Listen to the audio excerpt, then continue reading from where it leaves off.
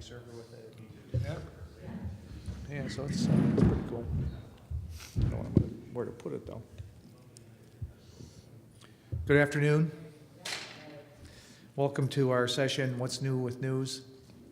I want to remind you all that ISRI's in compliance with the strict antitrust policy. These policies are placed around the room for everyone's reference, and so just as a reminder that we don't want to get involved in any dirty business with regard to antitrust.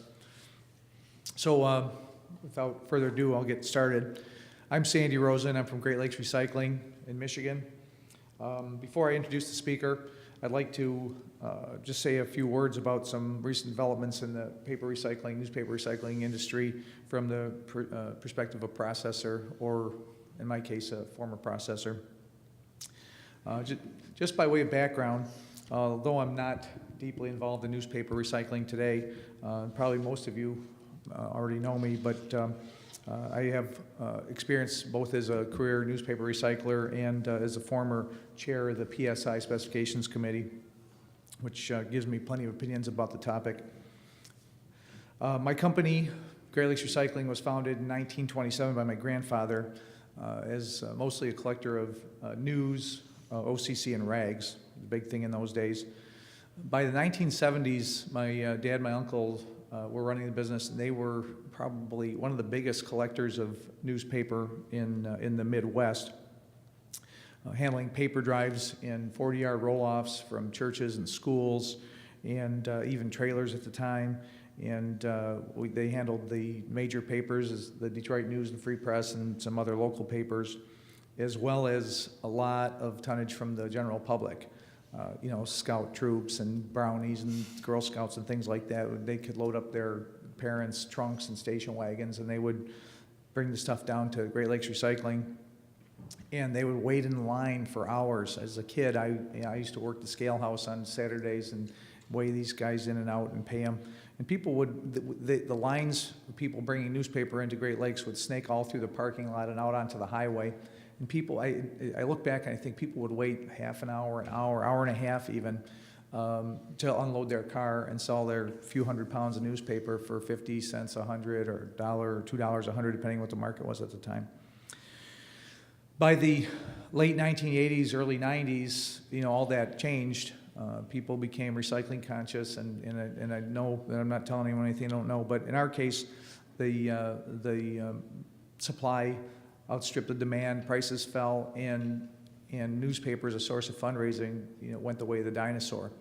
And curbside recycling programs came along, and we got into the processing of the newspaper. In order to get the newspaper, we had to take the plastic and the metal and the glass, because the tonnage was controlled at that point by the waste haulers. We still regarded it as a source of newspaper. We considered it processing residential collections as part of the paper business. So this wound up growing to be a much bigger part of our business than we ever imagined. We wanted to keep the newspaper coming in. In order to get 2 pounds of newspaper, we had to take a pound of plastic, metal, and glass, and that worked out great. In the year 2000, we were the first company in Michigan to invest in single stream processing technology. I apologize for that, but it was the thing to do at the time. And for the next 10 years, my company was the only processor only automated processor of single stream in the state. And then we wound up selling both of our single stream plants in 2011. In 2000, got to do the math here. In 2010, 2 new plants opened up. In 2011, 2 more plants opened up. So up until 2010, we were the only 2 operators. Our plants were the only 2. And then 2 years later, there were 6. I also served 2 years as the chair of the PSI Specifications Committee, as I mentioned. And coincidentally, our next presenter, most of you already know, is the successor. During my term, the committee made the most recent and really controversial changes to the newspaper grades, increasing the allowable contamination as listed. That choice of words can be misleading, of course, because no one was looking to change the amount of contaminants allowed in the paper necessarily, but instead amend the description to more accurately reflect what the real-world practices were within the industry. At that time, everyone was in agreement that it was, everyone in the committee, everyone outside the committee was in agreement that it was virtually impossible to make a number 8 package that met that specification at the time, with 0.25% out throws and no prohibitives. But no one wanted to really put into print what was really being accepted at the mills, not even anything close. The compromise was to publish a higher percentage than what had been previously in this circular, but it still wasn't in the ballpark. In the end, we couldn't get it right, so we had to settle for less wrong. The reason I bring all this up is that the topic of this workshop, what's new with news, is in a way some false advertising. Those of you who've chosen to sit in the session, I assume, are doing so either because you need a nap or you wanted to watch a couple of speakers squirm while trying to come up with something original, or you have enough interest in newspaper recycling to know that there isn't really much new with news. Perhaps the session would be more accurately titled, "What's Continuing to be the Trend with News?" Nevertheless, we sold our plants in 2011. I thought it might be interesting to add that we were not for sale. We weren't looking to sell. We weren't even interested. It was far from our mind. What prompted the transaction was that we were approached in early 2011 by what I would consider to be all 4 of the most likely buyers of a business like ours, national recyclers, and they all contacted us within a period of a few weeks. It was not unusual to be contacted by prospective buyers, but to have all of them call you in a period of a few weeks was pretty unusual, and it got us thinking about it, and one thing led to another. We had a transaction. One of the things that made the deal attractive for me personally was my concern about the future of newspaper. Don't get me wrong, there were a lot of other factors, of course, but this was one of them. When we began receiving single stream in 2000, it looked like the feedstock looked like a pile of newspaper with some containers in it.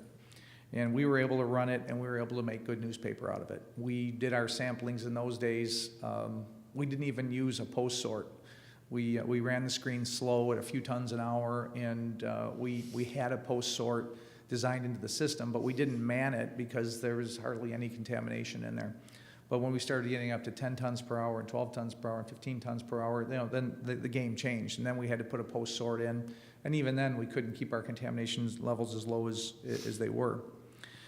By the time we sold in 2011, that same pile of feedstock that I had previously regarded as a pile of newspaper with a few contaminants in it looked more like a pile of waste with a few pieces of newspaper in it, and in my estimation, and I could be exaggerating it, but the profile of the material changed. We were the first ones to start accepting single stream, and until we began, it was being collected and curb sorted in 6 compartment trucks. And the only 6 things they picked up were the 6 things that they had compartments for. Once they weren't limited by the number of compartments, all bets were off. We've always prided ourselves on making a quality pack, and going into single stream was not a diversion from that as far as we were concerned, because in the beginning we were making a very clean pack, but as the quality began to decline, it became more and more uncomfortable for me as a business operator to have these conversations with the mills, because we were previously used to selling a product. We made news and we sold it to everybody who bought news, and everything was fine. The conversation over the years turned into, look, this is what we make. If it doesn't work for you, don't buy it. Someone else will, and that wasn't what we were about.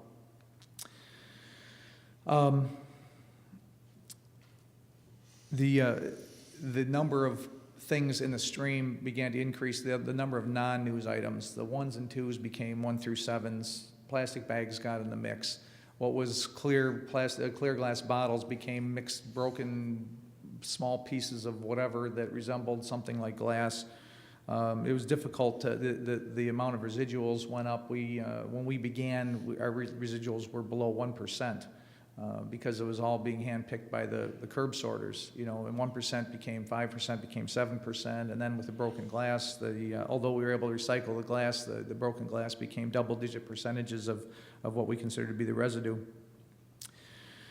And since we've sold, what I see as the latest developments for news recycling is mostly the ways that the industry is adapting to these different, the ways that the material is being collected, the changing mix of feedstock. As I said earlier, we started handling residential curbside material, and we viewed it as a form of paper recycling. I don't look at it as a form of paper recycling anymore, but rather as a form of waste management. Same also appears to be holding true for other forms of collection. It's not just curbside. An example is this, are the paper collection programs that have been started over the last decade or two by paper consumers that have, in search of cleaner feedstocks, have put together fundraising programs not unlike the paper drives of the 70s, but instead they use front-end trucks and 8 or 10 or 12-yard dumpsters, and they put these at schools and churches and even office buildings in hopes of collecting a cleaner stream of news, being able to control what's going in there, and giving the people who collected a few bucks, and it's a win-win. Well, these programs have changed as well because the demands of the people wanting to recycle have changed. They can recycle 1 through 7s at home, so why not at school or why not at church? So these programs have had to adapt as well. And so soon what was started as newspaper became newspaper and office paper, and then newspaper and office paper and junk mail, and then cardboard, and in many programs that I'm hearing, although I haven't seen it, these programs are including containers as well. So what started out as a clean source of feedstock is now essentially another single stream program. I talked to some cellulose insulation manufacturers who are facing the same issues. And it's not just the plastic and metal containers in the paper, but it's also the increased amount of hard pack. When we started collecting news in the single stream, it was news. Then it became cereal boxes and cardboard boxes and phone books and things like that. And one Canadian insulator told me that once the containers, the non-paper items are removed from the fiber, what they're left with is up to 40% hard pack, boxboard and corrugated, in their news, which doesn't work for them in the insulation manufacturing. The saving grace for this deterioration quality in the past has been that it can be sold to what I guess most regard as less stringent consumers, the overseas buyers. The overseas mills typically, as I understand, have 2 different ways of addressing this. The newer mills have the most advanced technologies. A lot of these mills have popped up in the last decade, and they've got the most advanced technologies, and they're better able to deal with the levels of contamination in the single stream collections than many American domestic mills are, or I should say even North American. And they're also, for the time being, though I don't believe it's a long-term solution, with the lower cost of labor, even if an overseas buyer doesn't have the technologies, they can afford to pay people to pick the feedstock before it goes into the pulper. Another thing that we can't do here. There's talk about the recent crackdown in the Chinese government in terms of the enforcement of the product coming into the country, which has the potential to reduce the amount going out of the United States. This is not the first time that they've cracked down, and it won't be the last. But I don't believe that that this type of enforcement will ever go away. In my opinion, it's only going to get tougher over time. So the way I see it is the days of using China and India for a dumping ground for the stuff we collect but we can't use won't last forever.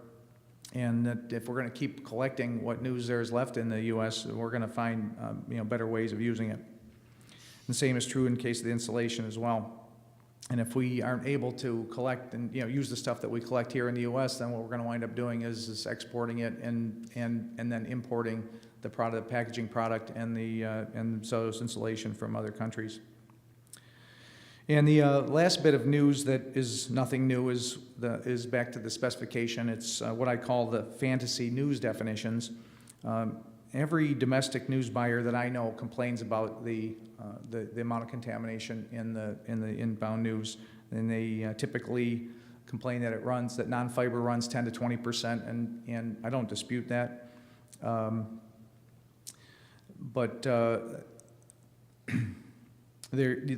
problem is that these MRFs bail up this news that has 10 to 20% non-fiber contamination, or not, let's just call it non-fiber content. I hate to call it contamination. One of the things I always told our team in our plants was that, not only do we want to make a clean newspaper product, but the least valuable thing in a bale of newspaper is the newspaper.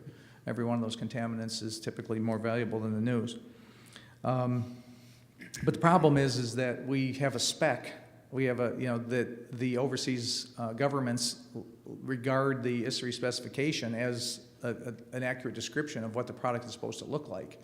And so our fantasy spec, I think for number 8, allows for 2% contamination. And when these inspectors are seeing contamination levels up to 10 times that much, it creates nothing but headaches for the exporters and the brokers, having to sort it all out. It's a silly game, in my estimation. Anyway, as I said, these are just the rantings of a double has-been paper processor and specifications chair and aspiring panel moderator, trying to keep the attendees awake. Since I've run out of things to rant about, I'd like to introduce our expert on the subject, at least the expert we have in the room at hand, someone who's actually engaged in the business of making paper. John Lucchini began his career in the recycling industry in 1974 in San Jose, California. Currently, he's the Director of Operations West for SP Recycling LLC, responsible for the SP Recycling operations in Oregon and Washington. In addition, he's responsible for the recovered fiber supply at the SP Fiber Technologies mill in Newberg, Oregon. During his career in the recycling industry, he has held a number of management positions in plant operations as well as international sales. He has served on the solid waste advisory committees for the Metro Regional Government in Portland and the Oregon Department of Environmental Quality. Easy for me to say. Please welcome John Lucchini.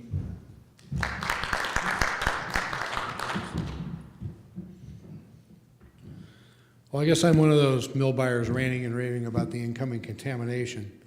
Half of it comes from my own plant, so I really don't have anything to say. Like Sandy said, there isn't a whole lot new with news. It's kind of like the same old, same old. So I struggle with come up with things that maybe you haven't heard before, but at least one example of a change in the news industry is the name of our company. I work for SP Fiber Technologies now. Company was purchased out of bankruptcy from the former SP Newsprint, company that had operated for 20 plus years and at one time was owned by 3 or 4 major newsprint publishers in the United States. So as many of you are probably aware, a great number of newsprint producers in the United States have all gone through that same transition.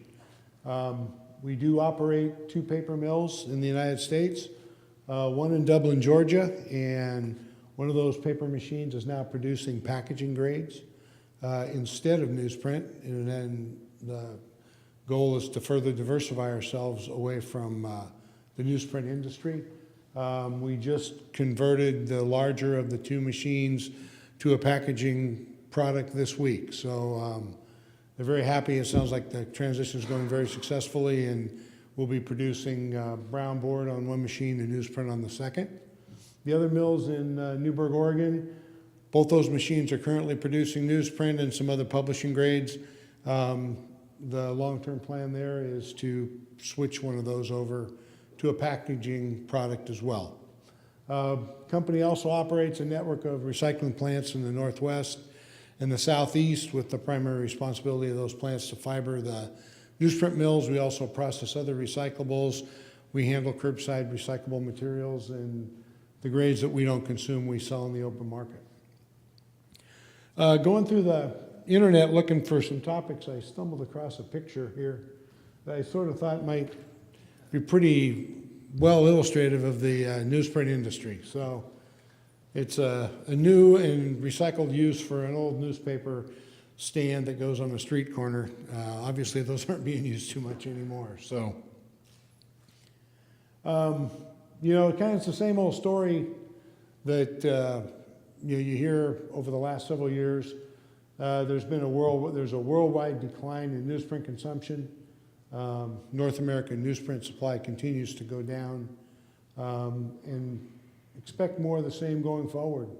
You're going to see additional capacity reductions through machine closures or conversions. There'll be some new markets for not necessarily new products, but new markets for those mills that were formerly making newsprint. And there's also going to be a definite impact on the recovered paper market. I thought Sandy did a great job of going through kind of the life cycle of old newspaper collection in the U.S. over the last 20 or 25 years or so. This shows you, where we've ended up on world newsprint demand. It's down 9 million tons from a peak back around the turn of the century. Big drop. The monthly trend continues to drop, and it's at a very steep decline here in the last several years, much faster than most industry experts would have probably predicted. And this isn't just North America, it's a global trend. So you're seeing all the impacts that have hit newsprint consumption and newsprint readership and whatever in this country is starting to spread around the world. North American demand, you can see here, dropped off very sharply in these years, kind of flattened out a little bit in 2012. And I think that we were a little bit optimistic that maybe the slide had slowed a bit. But as you can see from the slide here going forward, 2013, we're predicting the continued decline of newsprint demand in North America. So this particular slide kind of gives you an idea of what we call total shipments out of North America. You've got the demand here. There's a small amount of imports that come into the United States. Not a great deal. They call that domestic shipments, and you can see the decline here, 9%, 8%, close to 8%. The U.S. has been exporting, or North America has been exporting more newsprint over the past few years. Actually, in 2011, those years when the domestic demand was dropping, there was a pretty healthy export market. 2012, because of currency issues, primarily exchange rates, we saw that drop off quite a bit. That seems to have, that in combination with some announced closures in Europe, have kind of pushed that trend back the other way now, and you'll see some increasing exports, at least from North America, going forward. So when you get down here to the bottom of the total shipments, you can see that the exports are kind of muting that decline that we had up above, but we're still in a declining market demand for newsprint. So one thing that was kind of interesting, I thought, as we increase our newsprint exports, the overall demand is dropping. And so as you can see going forward for the next 4 or 5 years, that export percent gets bigger and bigger as we go forward. Now, most of us are in the export business of recycled commodities, waste paper, whatever. You can tell that's a pretty fickle market, and it's influenced by a lot of different factors. So this could easily not happen, and you could see even more of a decline. The other thing that happens here is a lot of this product that's sent elsewhere isn't available for recovery here in the United States. So we're producing material, but the raw material that's part of that production line is being shipped off into other countries. We won't have it available back to us to recover.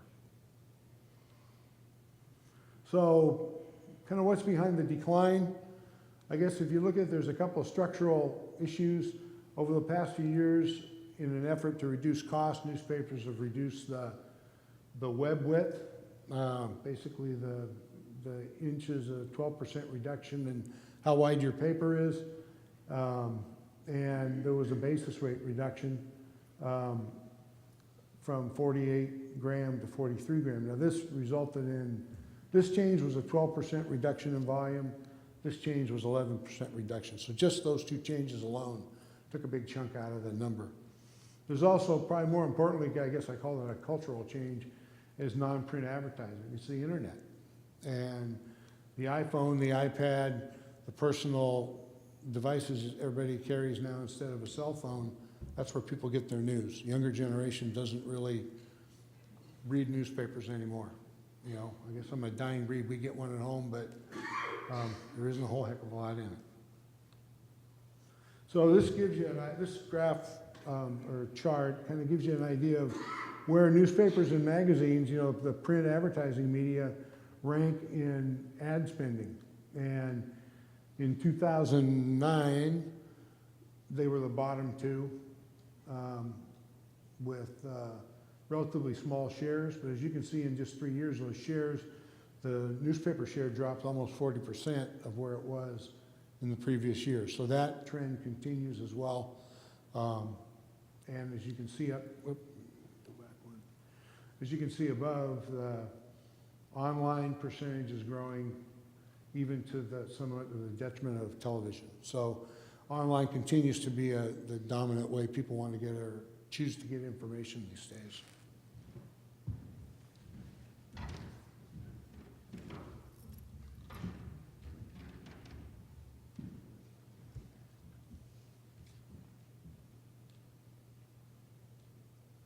So these couple quick graphs here just illustrate the decline in OMP supply as a result of the declining newsprint production. You can see back in about 2007, 2008, it was 9 million tons or so. That's down to 6. The domestic numbers actually dropped from almost 6 million to about 2.5. And it's actually lower than the export portion for the United States. So we're a net exporter of OMP out of the U.S. European newsprint supply is pretty much the same trend. There's less available. However, more of it's, the export piece is pretty static. More of it's staying in the country, but it's less there as there's less production. So it's the same trend between North America. Down here, though, there's just more domestic consumption that remains. However, in the last few months, there's been announcements of closures in Europe, in Italy, and more of that European newsprint consumption is either coming out or it's being converted, like to packaging grades or other things. So, you know, the impacts are the lower circulation means there's fewer tons out there for us to recover. For the mills that rely on ONP, domestic and export, that means increased competition for fiber.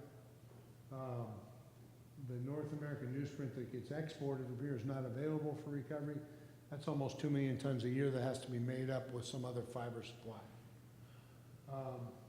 We're also seeing it over this is continuing to grow. The sourcing of fiber, this kind of fiber is being used to source for packaging grades as well as newsprint. Mixed paper has become a huge grade, primarily in China. There's manufacturers here in the U.S. that use a high percentage of mixed paper to make packaging grades.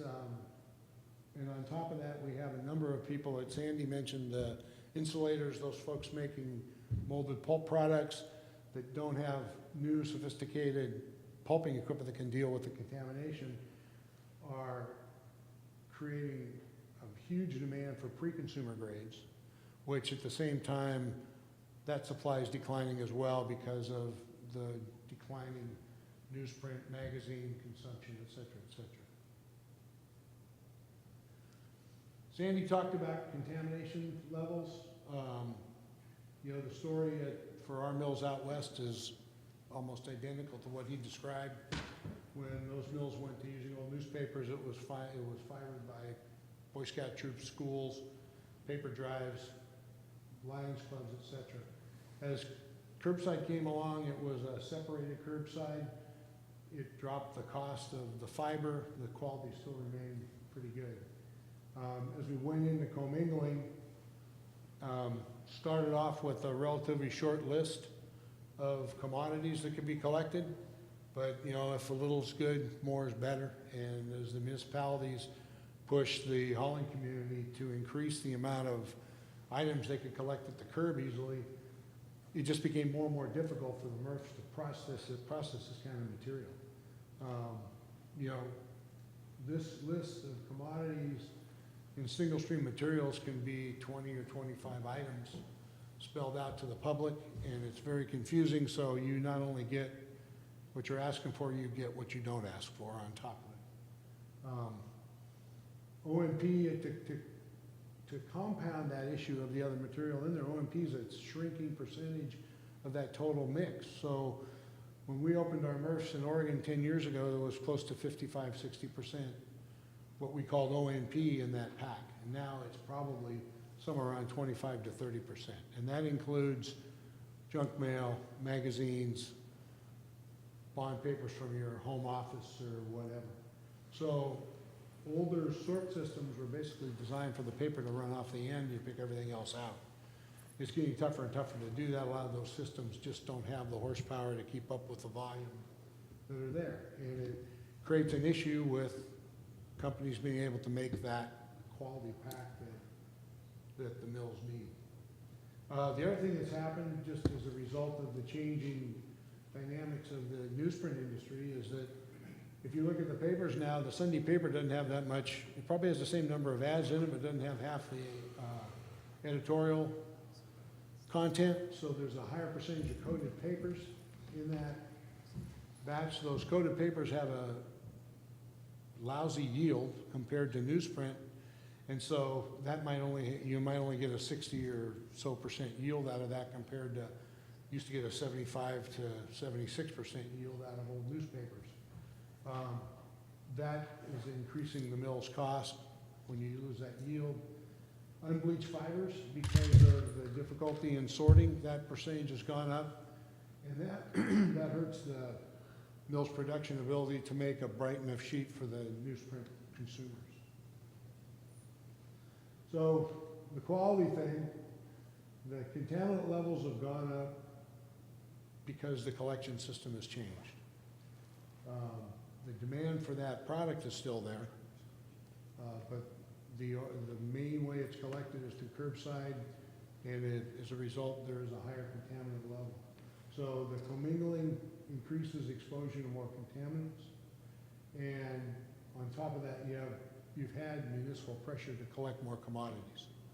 And in some cases, not in paper, in the plastic grades, a lot of those, I guess you call them marginal grades, were going into China. They're being affected just like the paper grades are, with places to go with that. Because a lot of the material was sorted over there, there's not a lot of markets for it in the US that's able to absorb a lot of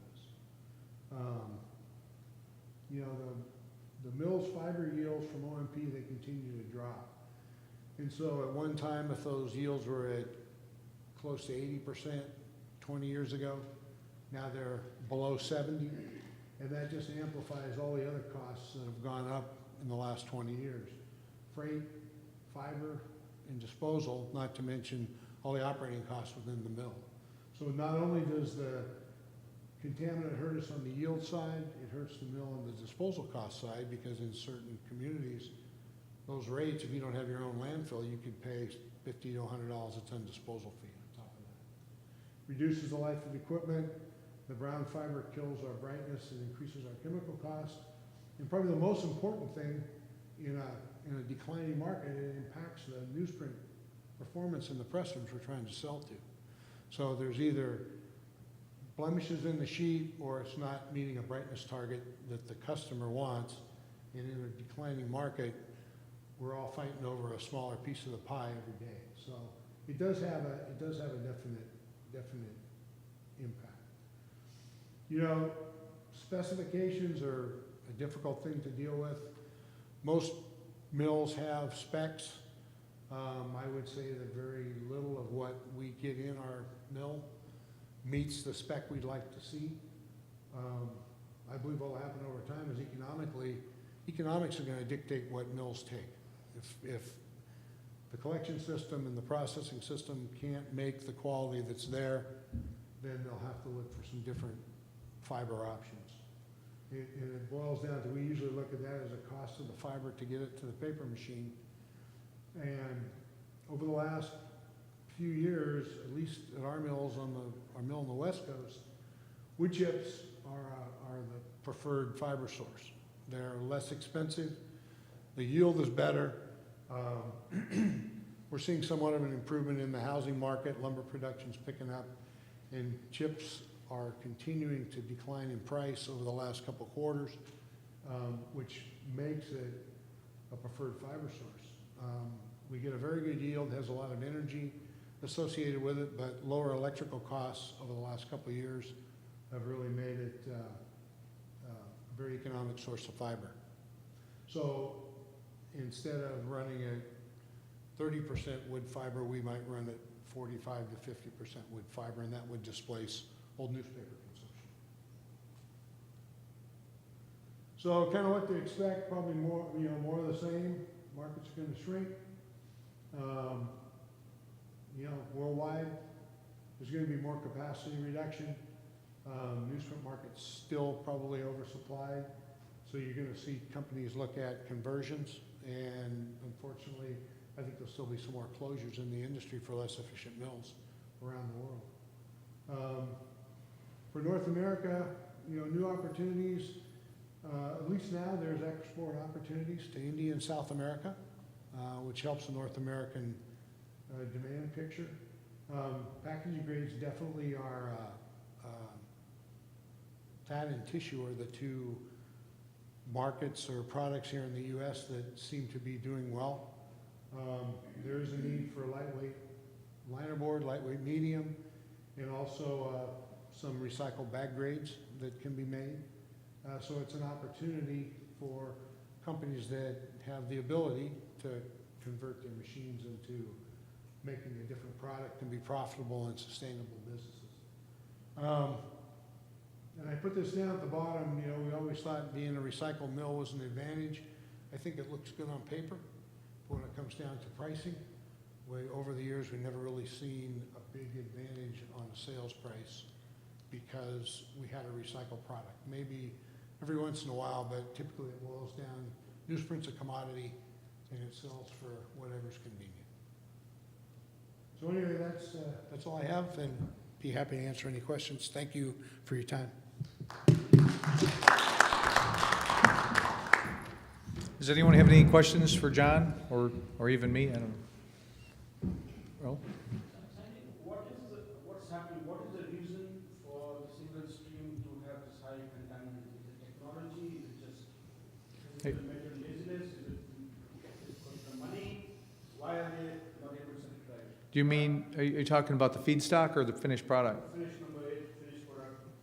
Whatever the feedstock is, I'm sure there must be technology available or ways to clean it up before you ship it out. What is the issue? As I see it, the biggest problem for the contamination in the finished product, well, there's two things. I mean, one is the change in the feedstock.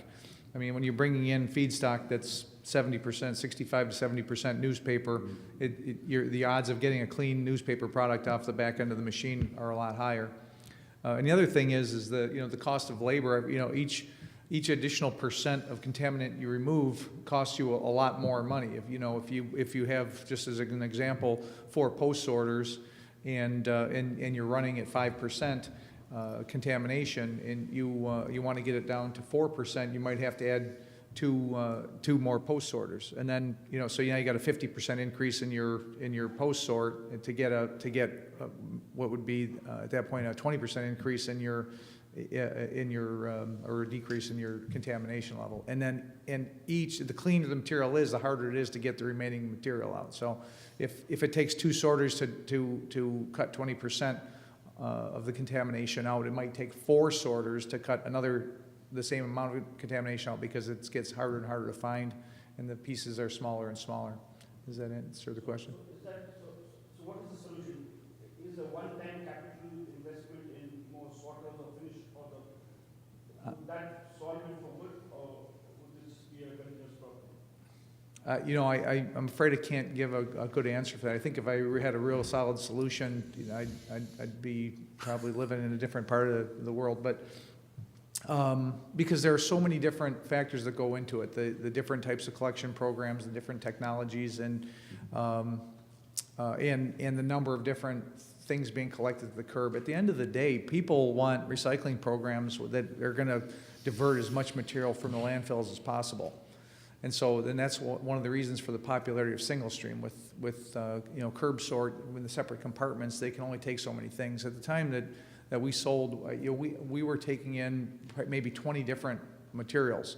I mean, if you took a walk through our plant, we had Christmas lights and hubcaps and barbecue grills and cat litter buckets. It's all over the map. Lawn furniture, people, anything they can recycle, they want to put in the bin.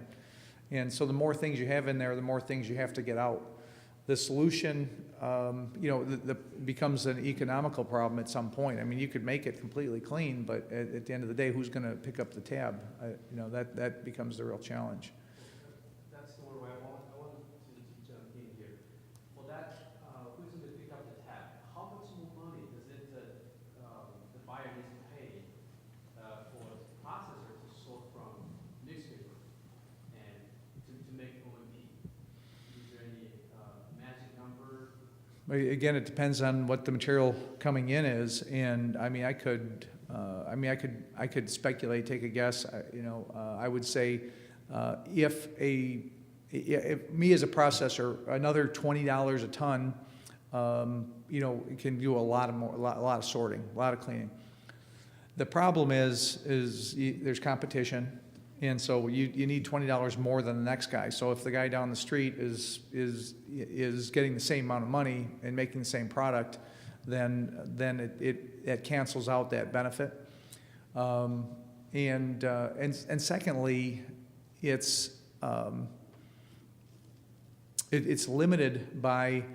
I'm trying to figure out how to put this. You're limited by.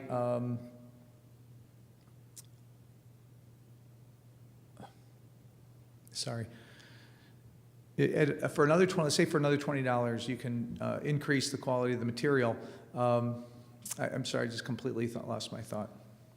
Well, that's a good point, because we were asked by the mill to look for material that has, let's say, 2% of ROM from, and we found it very difficult to get anyone to get on board to do that for 10 or 20 or 30 bucks. No one have an accurate number in order to commit to that. What I think happens, and this is purely my speculative opinion, is it reaches an equilibrium. So if all the tonnage is going to its prospective mills, and there's a little bit of movement from here and there, but we sell most of our material to the people we sell to, and other people sell, most of it is habitual. And so if you come along and you say, I'm going to pay $20 more, but I want some cleaner product. So that inspires us to make a cleaner product. We put that $20 into sorting, but we want to make some money on that. But inevitably, what I see happening is that some of the volume starts moving. Some of the volume that's going into these other markets winds up going the direction of the person that's paying more, and the people who are losing the volume, they have to up their price, and they don't necessarily have those same quality demands. And so it drives the price up, and but I think that it reaches that some equilibrium point where the quality winds up being where it's going to be generally accepted, and that extra few dollars doesn't really wind up having the effect that it was intended to. I think, yeah. Technically, it's possible to solve it, just a question of 20 bucks plus minus. That's what the issue is.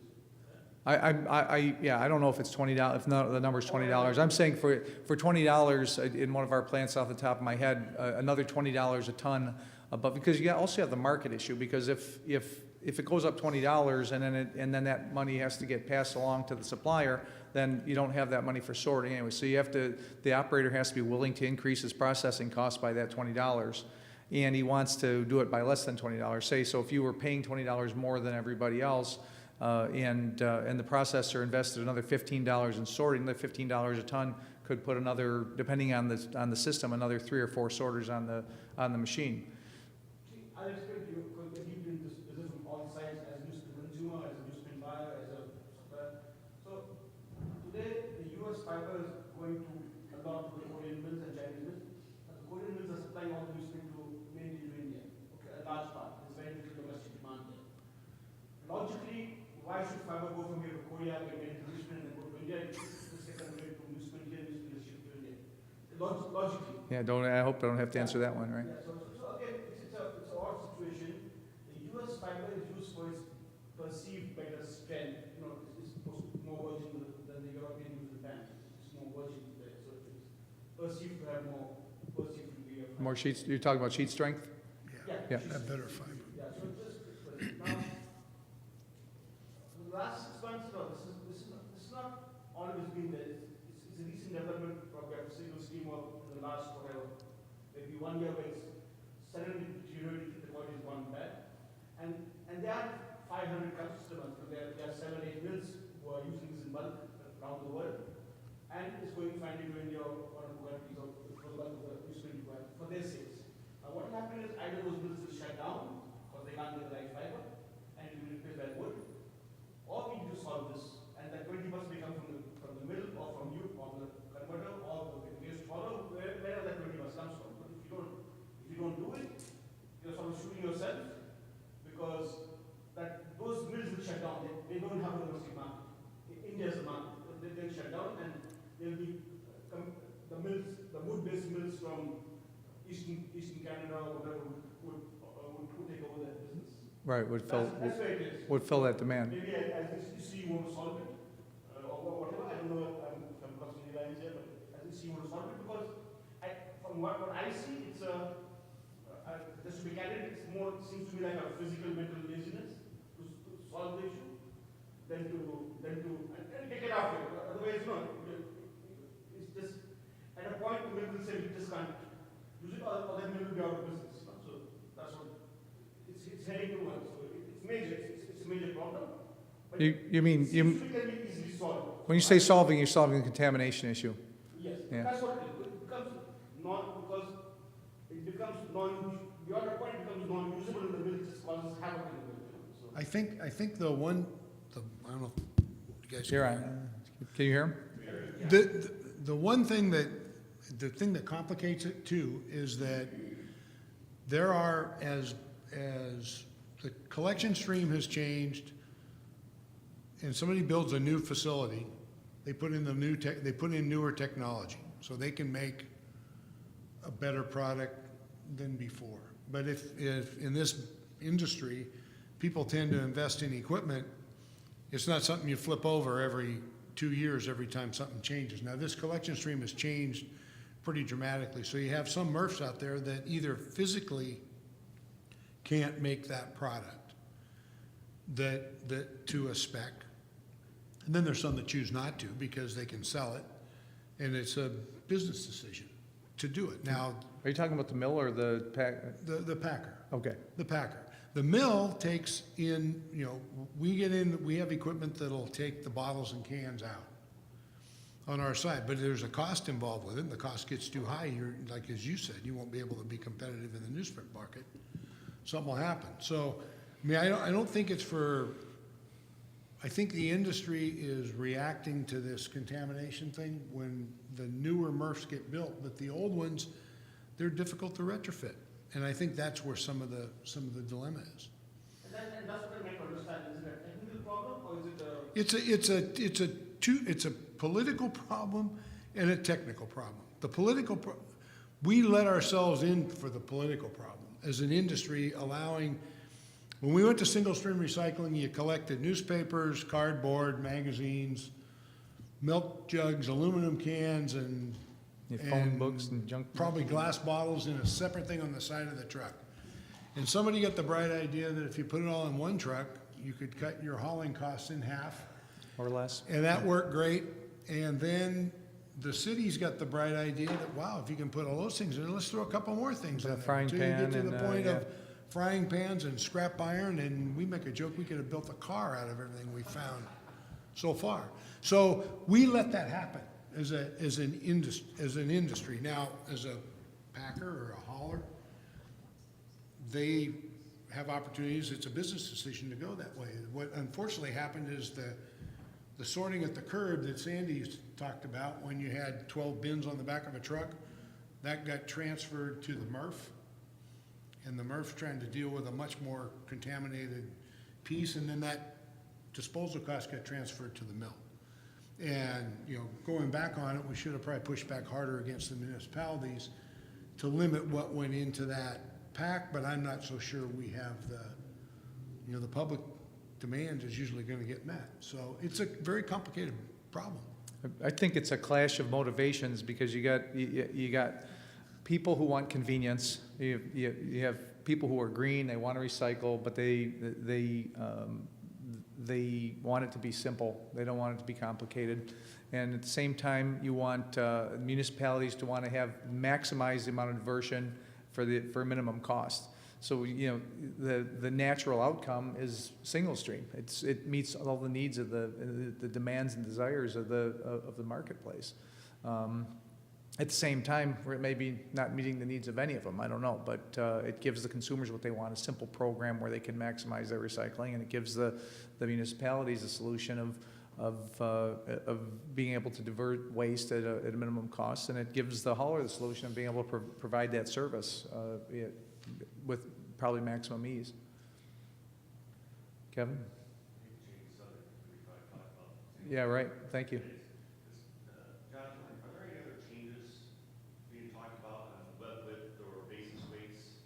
And I've heard that they might go to a thinner sheet. Is there anything in the pipeline right now on that? I don't know for sure. I know, Kevin, that the newspapers are always looking for some ways to cut their cost, and newsprint's the biggest cost they got. I think they would like to see a thinner sheet, but I don't know if we have the capabilities to make it at our place. You print on tissue. It's the opacity of the sheet has to be a certain, otherwise you get a lot of bleed through on either side of that newspaper. It's going to 43 GSM, that is, 43. 43 now. But the Japanese are shipping 40 to 43, so that's what is being asked for. And it's a second question. How easy is it for a typical recycled newsprint mill to switch over to wood chips? Obviously, you've got that in your base. Oh. You're just changing percentage, but if you're 100% recycled, can you go to wood chips? Not without spending a few $100 million, probably. So you have to have the system in place, and then you can change your percentages based on quality. If you're 100% recycled now, you're not just going to say, all right, we're going to switch over to wood chips without. It would be a significant investment. I mean, we had the luxury of those mills originally being wood mills, and when they expanded, when they put a second paper machine, they decided to go with a recycle plant. So we have some swing capacity between recycled pulp and pulp from chips. So, we'll look at the cost of both and then make a decision on what kind of a recipe to run. Are there many mills that have that same capacity? Yeah, not too many 100% recycle mills anymore. Most mills have that capacity, or they're 100% wood chips. Is that the same overseas? No, see, the recycling mills are the easiest to convert to other products. So if you get the basics right, there's no reason with the falling energy prices in the US, I'm a strong believer that these mills can be kept alive. The mills which shut down, there's 76 small mills in India. They have no business to be running. They will shut down. And that millions of newsprint would go from the US there with falling energy prices if we can get our act together. So I would really encourage all of you, I will be in a close small group and just be candid, that this could go on for 10 years. Those mills could be running. And I can be proactive in that to help you do that. Because the energy costs in the US are lower than Asia. The fiber costs are lower. You're shipping it from here. The backhaul freight, the freight from, as you know, from here to India is less than the freight from Bangkok to India or Korea to India. So these mills can be just kept alive. It's just getting these little things in place. And the way I see it, there's a bit of a destructive mentality in some of the CEOs here. They destroy it instead of letting it run. They see this, again, I can't speak on that, but there's almost a self-destruct kind of a market share controlling kind of attitude. But more than that, it's the little problems cannot be solved either by the association or proactive. There's a lack of leadership. I don't think these problems can't be solved. These things can be kept alive for another 20 years to meet the Asian demand, because it's much better shipping newsprint from here than manufacturing in India. And there's almost 1.5 million tons of capacity which will shut down there in the future, and that can be fit from here. Yeah, and if you want to form a proactive group, I can help you with that. Definitely. I think people like you and all three of you sitting there should take the leadership. It won't take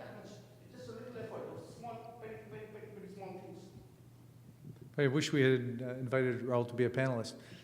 No, no, I'm No, just, no, I'm serious. I mean, you seem to have the most news about news of anyone here. when I say this in front of my Indian friends, they mock me, you know, that. So just to recap, what you were saying, John, is that, so when the price of wood falls, that it discourages the use of recovered paper. Is If that you, right? I mean, if there's certain limitations on what customers want. But Right. yeah, I mean, if you make a purely economic decision on Yeah, what fiber to use, you're gonna use the less expensive fiber. So when the price of wood declines, that pulp source is gonna drop, the cost of the head box will go down. right. So what you're saying then is that when the chips are down, recycling doesn't make sense? Yeah, okay. Maybe not quite I that could- way, I you could- couldn't help yourself, I know. I couldn't help myself. Does anyone else have any more questions? Or we could be called the chippy, one of the Yeah, chippy. No worries about OMP, the demand for OMP is still there, so they can use as much as wood chip as possible, and we still, that would just keep the OMP price in check. John, I do have another question for you. As a US mill, when we look at your supplying partners, and one has